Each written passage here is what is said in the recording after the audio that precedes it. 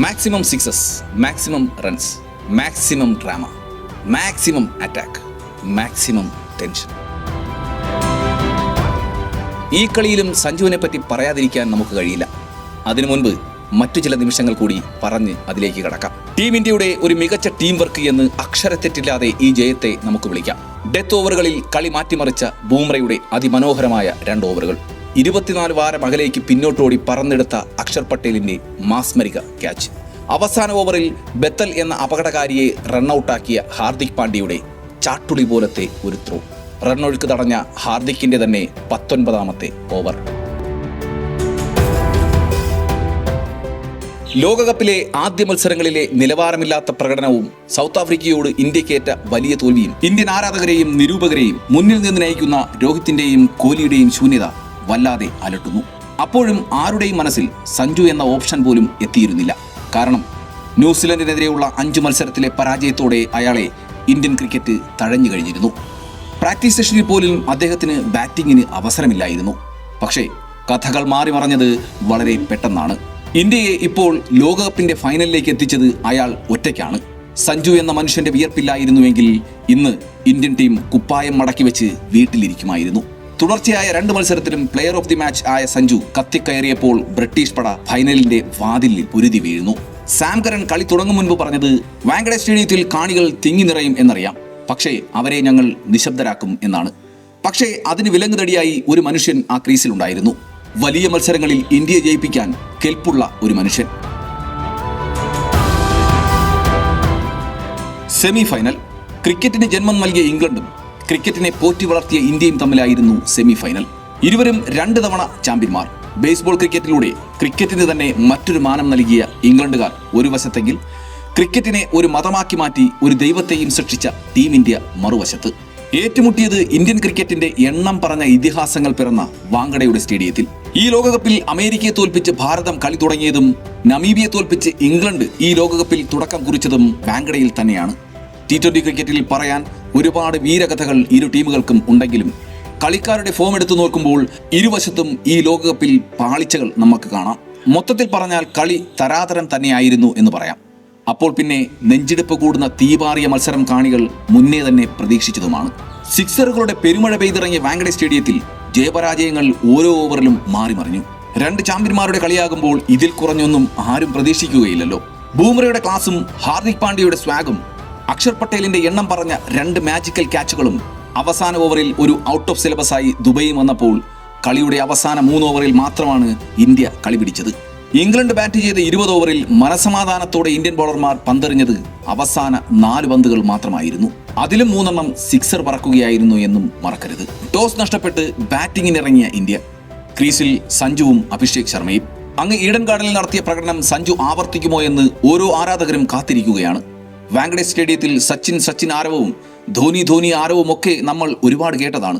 പക്ഷേ ഇന്നലെ അതേ ഗ്രൗണ്ടിൽ സഞ്ജു എന്ന ആരവം ഉയർന്നത് കാലത്തിന്റെ കാവ്യനീതിയായിരുന്നു. ഒരു നായകന്റെ തിരിച്ചുവരവിന് ദൈവം തന്നെ എഴുതിയ തിരക്കഥ പോലെ ആദ്യ കളിയിൽ തലകുനിച്ചിരുന്നവൻ ഇപ്പോൾ ഇന്ത്യൻ ടീമിന്റെ രക്ഷകനായി അവതരിക്കുകയാണ്. പ്രതീക്ഷ ഇനി അവനിൽ മാത്രമാണ്. വാങ്കഡയിലെ നീലക്കടൽ താണ്ടി അഹമ്മദാബാദിലേക്ക് ടീം ഇന്ത്യ കയറുമ്പോൾ സഞ്ജു നായകനായി മുന്നിൽ തന്നെയുണ്ട്. കാണികളെ നിശബ്ദരാക്കാനെത്തിയ ഹാരി ബ്രോക്കിനെയും സംഘത്തെയും തല്ലി പദം വരുത്തിയ സഞ്ജു കാണികളെ സീറ്റിലിരിക്കാൻ പോലും അനുവദിച്ചില്ല. അവർ കടൽ പോലെ സഞ്ജു വിളികളുമായി അലയടിക്കുകയായിരുന്നു. 3 കളികളിൽ സഞ്ജുവിനെ ഇരയാക്കിയ ആർച്ചർ മുന്നിൽ വെല്ലുവിളിയായി നിൽപ്പുണ്ട് എന്ന് ഇടയ്ക്കിടെ സഞ്ജു വിരോധിയായ ആകാശ് ചോപ്ര പറയുന്നുണ്ട്. പക്ഷെ വാങ്കഡെ ആർച്ചറുടെ ശവപ്പറമ്പാക്കി സഞ്ജു നൽകിയ മറുപടി നീ ആർച്ചറെങ്കിൽ ഞാൻ ആരാച്ചാർ എന്നായിരുന്നു. ആർച്ചറിനെ ടോർച്ചർ ചെയ്യുന്ന പ്രകടനം അതായിരുന്നു സഞ്ജുവിന്റെ ബാറ്റിൽ നിന്നും പിറന്നത്.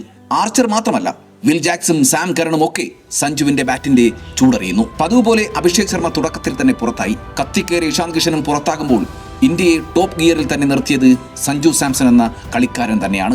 ഇന്ത്യൻ ക്രിക്കറ്റിന്റെ ഫേസായി മാറുകയാണ് സഞ്ജു.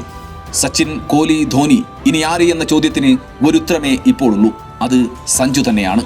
അത് അദ്ദേഹം ഗ്രൗണ്ടിലുള്ളപ്പോഴുള്ള ആരാധകരുടെ ആവേശം നമ്മളോട് വിളിച്ചു പറയുന്നുണ്ടായിരുന്നു. സഞ്ജു ഇനി മലയാളികളുടേതല്ല, ഇന്ത്യൻ പുത്രനാണ്, ഇന്ത്യൻ ഹീറോയാണ്.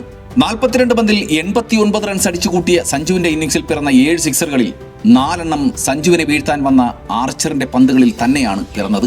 ആർച്ചറിന്റെ എക്സ്ട്രാ പേസ് സഞ്ജുവിനെ കൊടുക്കും എന്ന് പറഞ്ഞ സുനിൽ ഗവാസ്കറിനെ ഗാലറിയിൽ നോക്കുകുത്തിയായി ഇരുത്തി തന്നെയാണ് സഞ്ജു ആർച്ചർ ദഹനം നടത്തിയത്. 14ാമത്തെ ഓവറിൽ സഞ്ജു പുറത്താകുമ്പോൾ എണീറ്റ് നിന്ന ഗാലറിയും കാണാൻ അതിമനോഹരമായിരുന്നു. ആ കാണികളിൽ അവസാന ലോകകപ്പ് നേടിത്തന്ന ക്യാപ്റ്റൻ രോഹിത് ശർമ്മയും മറ്റനേകം VIP-കളും ഉണ്ടായിരുന്നു.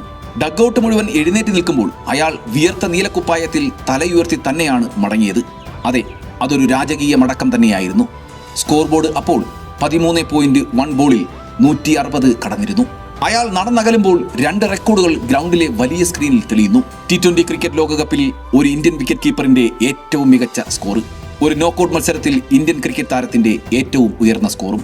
ലോകകപ്പിൽ സഞ്ജു ബാറ്റ് ചെയ്തത് 4 തവണ, അതിൽ 2 നോക്കൌട്ട് മത്സരങ്ങളിലും player of the match. India ഈ ലോകകപ്പിൽ 200 കടന്നത് 3 തവണയാണ്. അതിൽ 3 കളിയിലും ഓപ്പണറായി മികച്ച തുടക്കം കൊടുത്തത് സഞ്ജു തന്നെയാണ്. ഇന്ത്യൻ ഇന്നിംഗ്സിൽ സഞ്ജു മാത്രം അർദ്ധ സെഞ്ചുറി കുറിച്ചപ്പോൾ ഇംഗ്ലണ്ട് ബോളർമാരിൽ 2 പേരാണ് 50-ൽ കൂടുതൽ റൺസ് വഴങ്ങിയത്. അതിൽ കൂടുതലും തല്ലുവാങ്ങിയത് ഇംഗ്ലണ്ടിന്റെ വജ്രായുധമായ ആർച്ചർ തന്നെയാണ്. ഇതുവരെയുള്ള മത്സരങ്ങളിൽ പവർ പ്ലേയിൽ ഏറ്റവും അധികം വിക്കറ്റും നേടി വാൻഖഡയിൽ എത്തിച്ചേർന്നതാണ് ആർച്ചർ എന്ന് ഒരിക്കലും മറക്കരുത്. ആർക്കും എന്തും ചെയ്യാനുള്ള ലൈസൻസ് നൽകിയാണ് സഞ്ജു മടങ്ങിയത്. സഞ്ജു ചെയ്ത ജോലി സഞ്ജു ഔട്ടായതിനു ശേഷം അതുപോലെ തന്നെ തുടരാൻ ഇന്ത്യക്ക് 4 വിക്കറ്റുകൾ നഷ്ടമാക്കേണ്ടി വന്നു എന്നത് സഞ്ജിന്റെ വാല്യൂ വിളിച്ചറിയിക്കുന്നതാണ്. സഞ്ജു പകർന്നു കൊടുത്ത ആവേശം മറ്റുള്ളവർ പിന്തുടർന്നപ്പോൾ വലിയ സ്കോർ പടുത്തുയർത്താൻ ഇന്ത്യക്കായി. ഇന്ത്യയുടെ ക്രിക്കറ്റ് സെലിബ്രിറ്റികൾ വാൻഖഡെ സ്റ്റേഡിയത്തിൽ കൈയടിക്കുകയും സെലിബ്രേറ്റ് ചെയ്യുകയും ചെയ്തുവെങ്കിൽ അവർ നന്ദി പറയേണ്ടത് സഞ്ജു സാംസൺ എന്ന മനുഷ്യനോട് തന്നെയാണ്. ലോകകപ്പിന്റെ തുടക്കത്തിൽ രോഹിത് ശർമ്മ സഞ്ജുവിനോട് വിഷമിക്കരുത്, വലിയ ടൂർണമെന്റാണ് എന്ന് പറഞ്ഞ് ആശ്വസിപ്പിക്കുന്ന ഒരു വീഡിയോ കഴിഞ്ഞ ദിവസങ്ങളിൽ വൈറലായിരുന്നു. അതേ രോഹിത്തിനോട് ഒറ്റ ചോദ്യം, കഴിഞ്ഞ ലോകകപ്പും വലിയ ടൂർണമെന്റ് ആയിരുന്നു, എന്തേ സഞ്ജു ഒരു കളി പോലും കളിച്ചില്ല? ചാരത്തിൽ നിന്നും ഉയർത്തെഴുന്നേറ്റ സഞ്ജുവിന്റെ പ്രകടനത്തിൽ ആരും ക്രെഡിറ്റ് അടിക്കാൻ നിൽക്കേണ്ട. ഇത് അവന് മാത്രം സ്വന്തമാണ്, സഞ്ജു വി സാംസണിന് മാത്രം. ഇന്ന് വരെ തനിക്കേറ്റ എല്ലാ അവഗണനയ്ക്കും അയാൾ ചുട്ട മറുപടി നൽകിക്കൊണ്ടിരിക്കുകയാണ്. ആകാശ് ചോപ്ര എന്ന കമാൻഡേറ്ററിന്റെ അണ്ണാക്കിൽ കൊടുക്കുന്ന പ്രകടനം നടത്തിയ സഞ്ജു എല്ലാ നോർത്ത് ഇന്ത്യൻ സ്റ്റോറികളും അവസാനിപ്പിച്ചുകൊണ്ട് the real Kerala story bat കൊണ്ട് എഴുതുകയായിരുന്നു.